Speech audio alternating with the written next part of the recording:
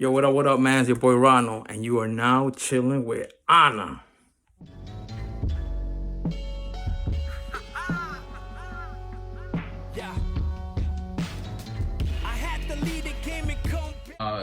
To me personally, the justice system I feel like needs to change. There's a lot in there that's wrong. I know people right now that I'm working to help, and you'll see it start coming out soon. I'm working on a video that's gonna help these two brothers I know have been in jail for too long for a crime they didn't commit, and they've been in there and they're supposed to spend 40 years or something in jail for something they didn't do. You know, it's like, and the system just kind of. What was that documentary in Netflix with the five brothers from Central Park? Is it Central Park? Yeah. What's the name of that? You know what I'm talking about? Yeah, I don't know the name. They got, They just got thrown in there, and then they tossed the key, and it was like these brothers through a move of God, pretty much. Like they were able to come out, but not everybody has that story. And some people, I'm like, these two dudes I know specifically, stand-up dudes. You know, one of them has helped other people get out of prison with helping them with the law, and he's a teacher for a college in prison. He's a stand-up dude, and then he's in there. He has to spend almost 40 years for something he didn't even do. But when it comes to him going to trial and things like that, it's just like there's an injustice there. Of course, and I'm like, there's always they don't even listen to your story. Especially, it seems like if you're of a specific color, it's harder. Of course, they throw the key even faster, and we see it. Like they had the comparison between that dude that went into that church, that white dude and shot like 8 people or whatever, compared to Tamir Rice, he had a fake toy gun and they shot him to death. You know, like he was a kid. Yep. And yet again, this guy murdered people in cold blood, and they were able to handcuff him and put him in jail. Like, it's why is there, like, you know what I mean? So some things are just clear. It's always, but some things. I think it's always been like that, though. I think it's just more now. It's more heightened and it's more highlighted. I say it's more highlighted, more heightened. It's more known, and you can thank social media for that. Mm-hmm. You can thank the news outlet. You can thank the internet because you're able to see everything now. Right. More drastically. All these things are caught on camera with their phones, right? It's amazing. That's such a. I think Will Smith said it's not that there's more; it's just more being caught on camera. It's always happened. Exactly. I mean, let's face it. But things do need to change. I wholeheartedly believe that. Wholeheartedly believe that things need to change. And even with the police department, they already have implicit bias training. Like it's not like it's not a part of their thing. Like they have to do training to make sure they're not biased. But some things just need to change. I'm not sure what the right solution is, but I know that it has to start from the top down, and it needs to come. It has to start somewhere. And here's the thing, and I'll say this because I know a couple cops that I'm really cool with, and it's going back to the change of mindset, right? I hear a lot of, and I'll bring this up, and we'll move on to the next one and then we'll wrap up. I've heard a lot of people talk about systematic oppression, especially with this election going on right now. But you're only systematically oppressed because you want to. Like, what are you doing to change your life? I come from a neighborhood where I know a couple cats that they were out on the block slinging. I was out on the block slinging. I'm fortunate enough that I met Christ. I met my wife. Showed me a different side of life. I don't sling. I don't smoke. I don't do none of that. I'll go back to the old neighborhood every now and then, whatever, just to drive by to see how things are. And you still got people, the same dudes that used to sling. You're still slinging. You're still doing the same thing. You're still out there clubbing. You're still out there with different women. All that. But you claim that the system got you oppressed, right? So I say that in order to change, somebody has to change the narrative. And I'll use Christ as a perfect example. Because Jesus, he came to change the world. He changed how, in the Old Testament, the priest would have to go in and sacrifice the lamb for the people, and then he would have to do a separate sacrificial with the Rams and all that, and go into the holy place just himself a week before he could go and do everything. Like Jesus came, died on the cross. All we gotta do is confess that He is King, accept Him in our lives, confess to Him our sins, and the Bible says that when we repent and confess our sin, God takes our sin and He throws them as far as from the east to the west. You can't see nothing in Cali right now. Cali can't see what we do when we're living, right? So Jesus changed the narrative, right? So we got to change the narrative. But the Bible also tells us that we have to change our mindset, renew our mind daily.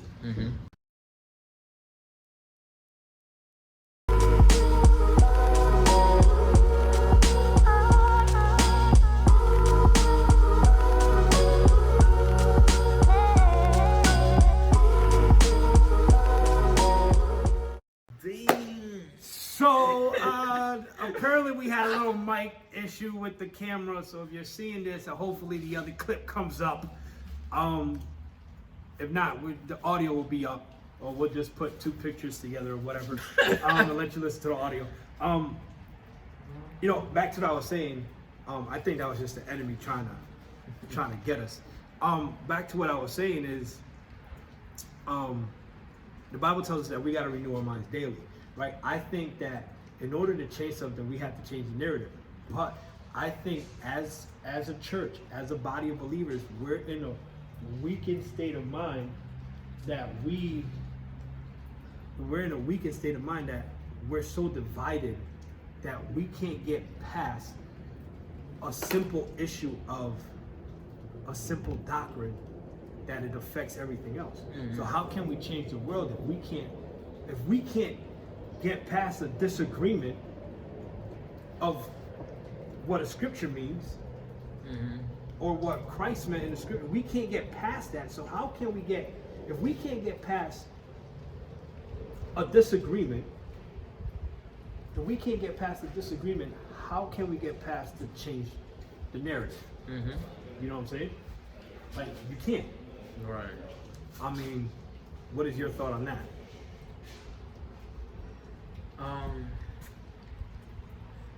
I don't know, man. I feel like, based on what I know, so I know there's been studies that show that people who are black,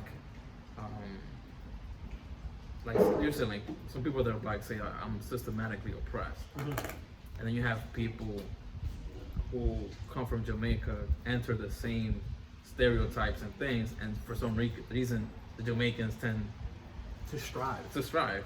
So there's that data. See, because they got Jamaican beef patties. But can a Jamaican say they never felt oppressed? Can they say they never been discriminated against? No, you know, because they felt the same thing. Yeah. So it's not. I don't think it's safe to say just because somebody thrived that what they're dealing with is not real.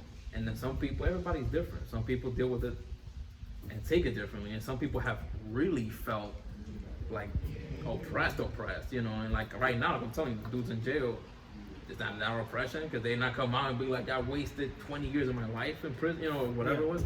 Like, there's some things that are just black and white, but some things are not that concrete. I know a lot of people that feel, I'll be honest, because sometimes people are like, well, it's not systemic, like racist oppression, it's more economic. You know, there's that whole argument, but from my experience, race plays a big part in how you get treated in America, unfortunately. You know, and then if you protest against racism, you seen that poster that has been circulating on Facebook and all that? It says, somebody holding a poster and it says, racism is so American that if you protest it, it's un-American. You seen that? No. If you protest it, you're un-American. It's un-American. That's how embedded in it is. You know, it's like, it's a hard. But do I think a policy could help change things? Of course, but at the end of the day, it's the heart. You know, people's heart needs to change. That's what the preaching the gospel is so central to everything. Of course. You know, I was almost gonna do a freestyle, and I might still do it. There's this guy, I forgot his name now. He was how does I say it? He was thought to believe that he was the one that killed Martin Luther King, and he was a KKK member and all that. But he had killed many people. The police, there was this crazy chase after him at one point. But he didn't kill Martin Luther King, but he was like a thug KKK member, like literally terrorizing people. And then he goes to prison, and somebody gives him a Bible, and he ends up getting saved. And then everybody in the prison ends up getting saved. Wow. Because of this dude, because that's how strong the difference was, and like how strong God moved in his life. He eventually came out, and he was, I believe, the president of the C.S. Lewis Institution. Nice. Crazy story, bro. And there's some details to everything that he went through that's crazy. But it's like a move of God can do that, you know? Of course. And it takes... I mean, Jesus changed Saul into Paul. Correct. You know? And he was a murderer. Exactly. So we've been on a heavy subject for a while now. I just switch it up a little bit. I like the heavy subject, but you know, I like your train of thought, and this is what it's all about, right? At the end of the day, this is what it's all about. Having these conversations of narrative and agreeing to disagree and to agree to disagree. Yeah. You know? I tell people this too, man. I don't know if you've seen this. There's Christians that I'm not there yet. I don't know that I'm gonna be where like if we disagree, I'm blocking you. Oh, dude. I haven't got there yet.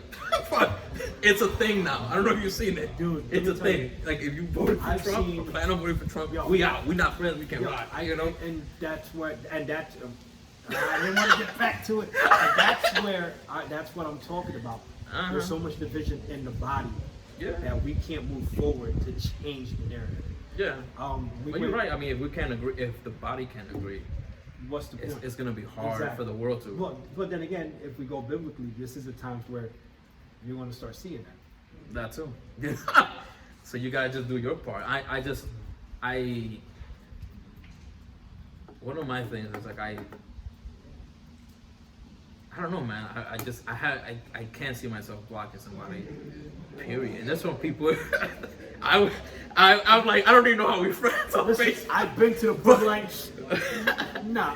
I'm like, I just have a hard time blocking people, and I think at the end of the day, no matter, there's some people. I'm telling you, we're not best buddies. We've had our issues in the past. You know, a few people. I'm not talking about one, but I'm like, my love for them.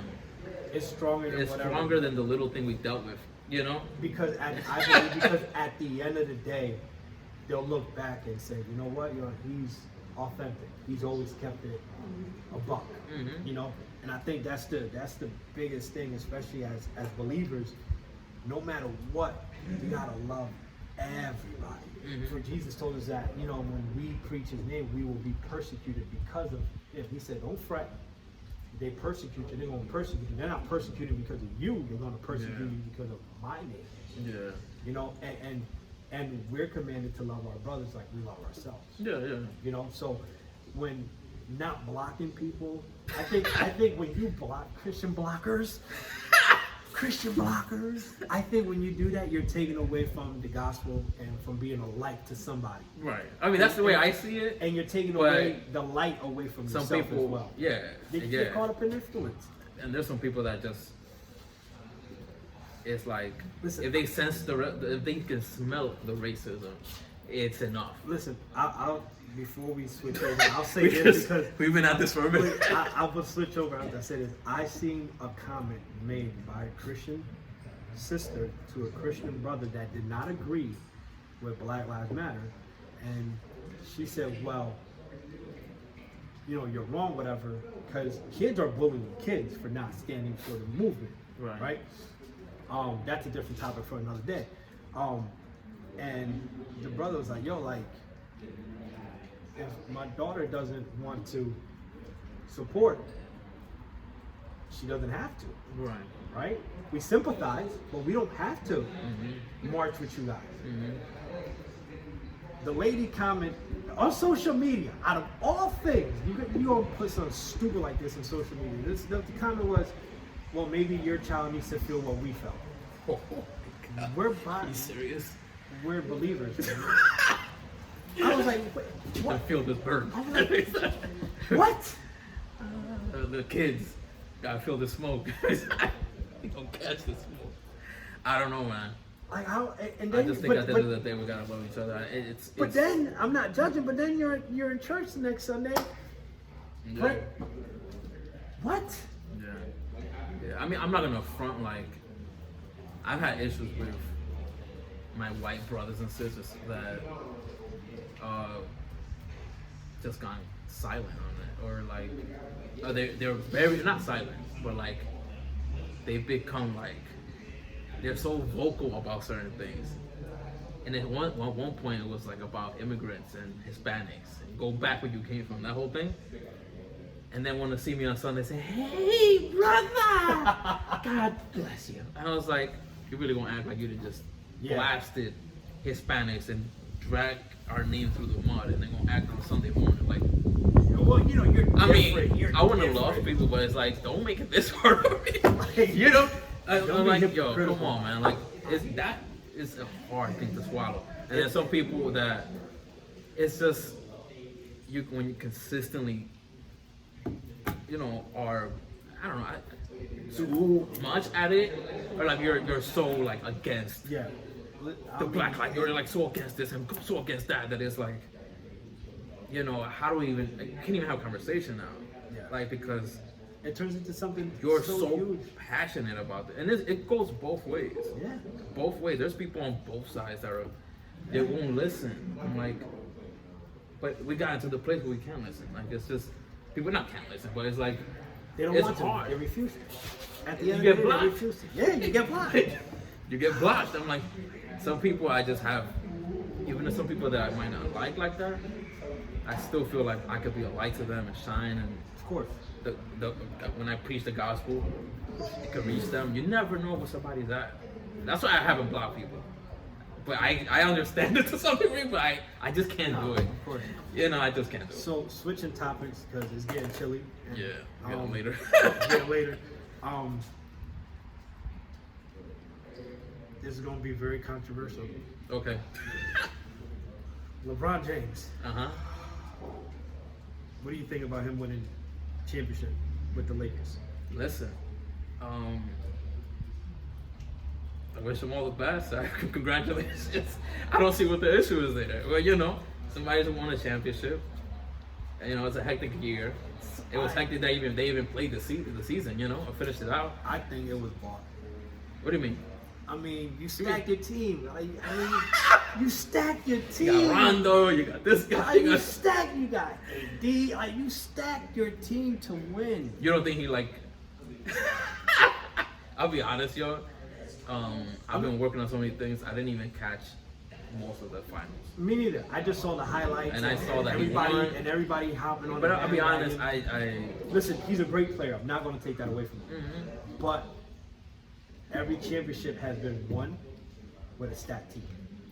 Yeah, you're right. I mean, the last few years, definitely. I can't even put you compared to Jordan. Yeah. I mean, everybody says, well, Jordan had the stacked team, Pippen. Yeah, but they played for years together. Right. They didn't move. Played for years together. So did Kobe. Kobe didn't leave. He Yes. stayed there for years playing, you know. Listen, I know y'all Lakers fans gonna get mad at Island, but whatever. Y'all want to block me? Go ahead. Block him. Man, I really do appreciate you taking the time, sitting out here in the cold with me. Anything, what you got working on? Let people know where they can find you, what you're doing. So Final words.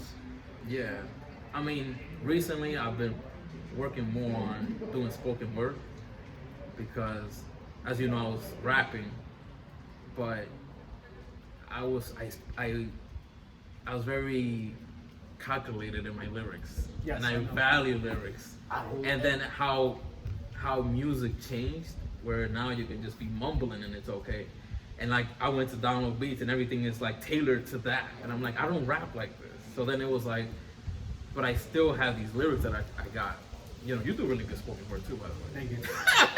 I like your spoken word, but it's like I'm leaning more towards that direction because first I feel like I can do it for longer. I can still dedicate my time to the lyrics. Because there's some lyrics that come, you know, and you get these lyrics and I'm like, what am I supposed to let us lay here? Your message is so amazing. Like, you know, and then you know your visuals that you're putting with your words is just like it's captivating. Yeah. And oh, thanks, man. I will say this, I've always enjoyed your music because, and I don't know if I ever told you this, but I've always told everybody, yo, I like Ronald because it's Royale back then. I like him because you bring something fresh to the table. To me, everything that you brought was something fresh. It was the gospel. It was like it's fresh. It's it's like on a hot summer day, you're outside, and then you get home and you just kick back in the AC and you drink a cool, a nice glass of water. You're like, that feels nice. Yeah. Nah, thanks, man. I appreciate that. I think you might have told me this before. And it's always been like that. And now with your spoken word, and it's still to like the same, like, wow. Like, but you know what's funny? I find myself, I need some type of instrumental. Even with spoken word, it doesn't have to be.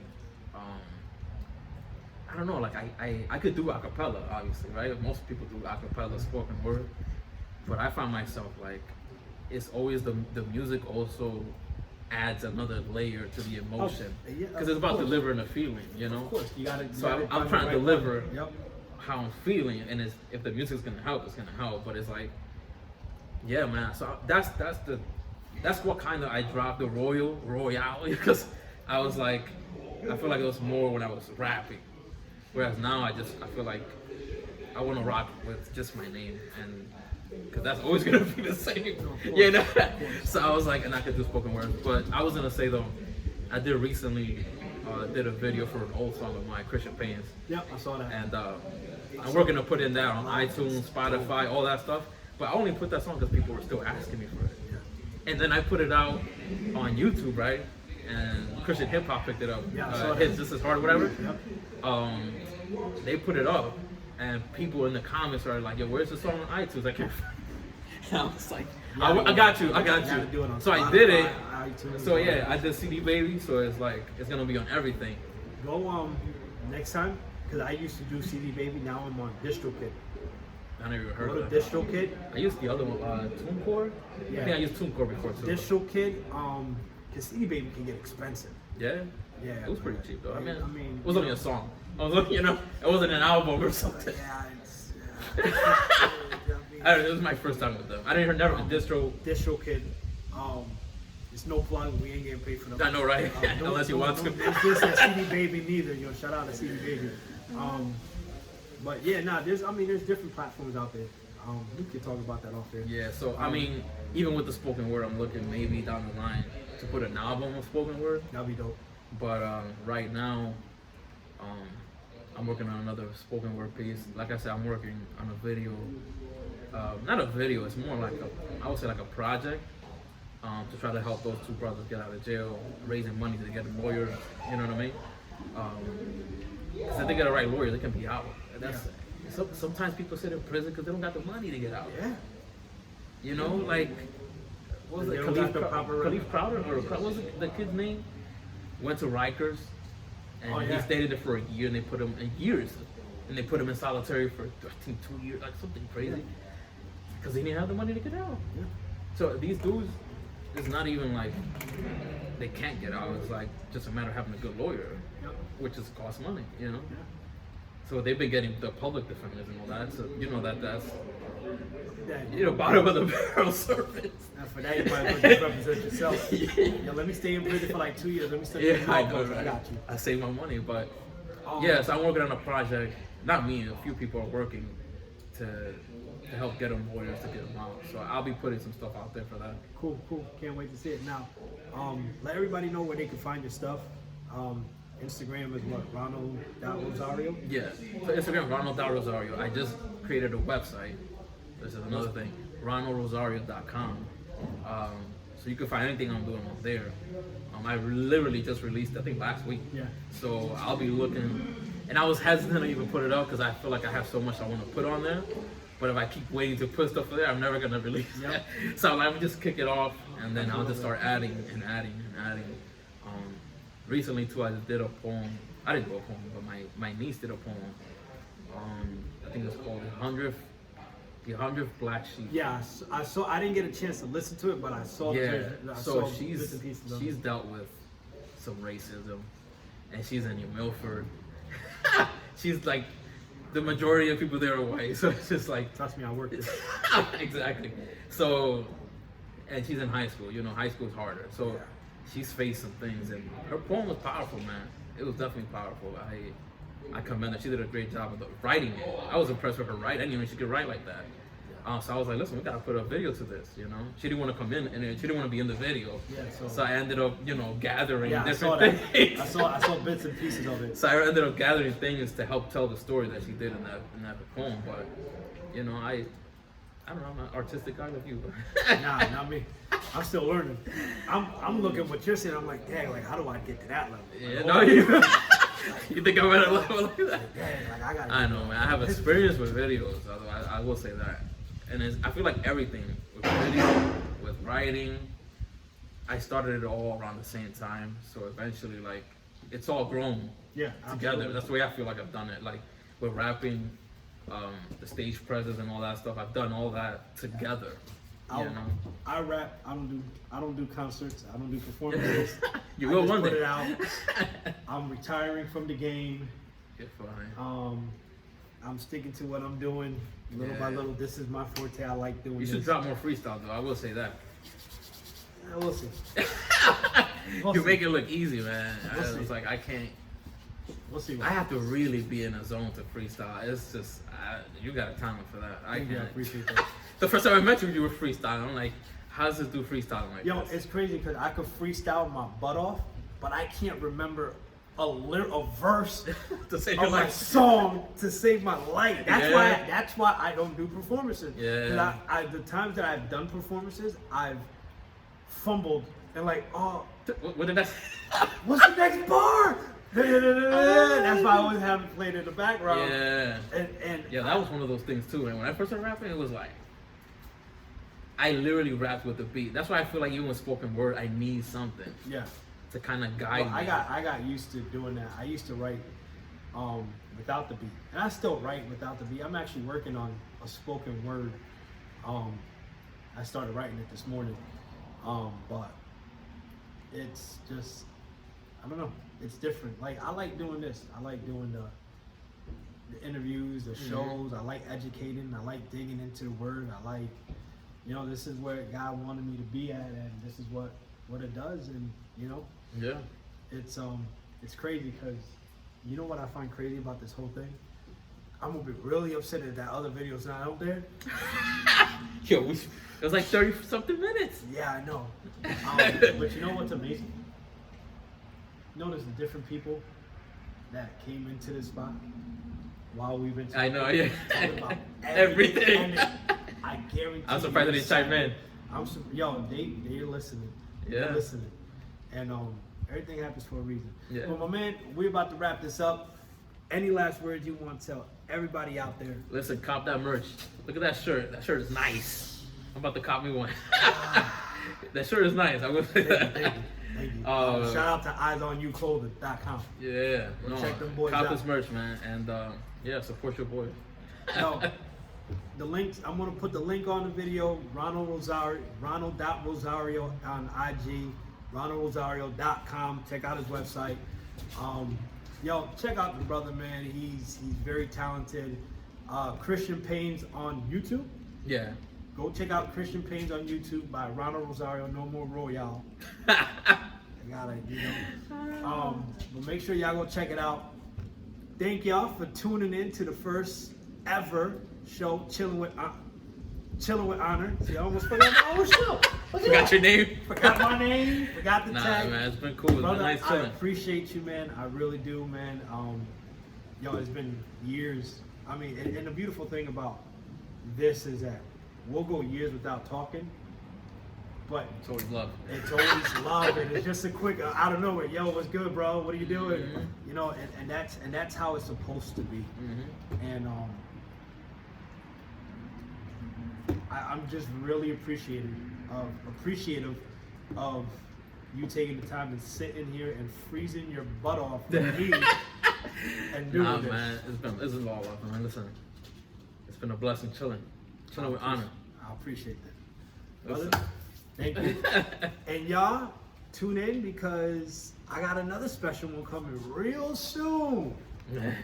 Y'all, I love y'all. Y'all already know who it is. It's your boy Onour from Laugh Life, OLALO. Chilling with my boy Ronald Rosario. We love you. God bless. Be easy. And if you don't like us, go block us. Period. Facts. Woo! That was fun, man. I had so much fun with my boy Ronald Rosario. Shout out to Ronald, man. Thank you so much for coming in. Hey, yo, and everybody, thank you for watching, man. Check it. If you haven't subscribed yet, make sure you hit the subscribe button. Make sure you hit the notification button. Not only that, if you haven't gone to eyesonyouclothing.com to go get your LALO, the Laugh at Life O merch, what are y'all waiting for? Go get it. And listen, the next one, y'all don't want to miss the next Chillin with Onour. But until next time, I'll check you guys later. Peace.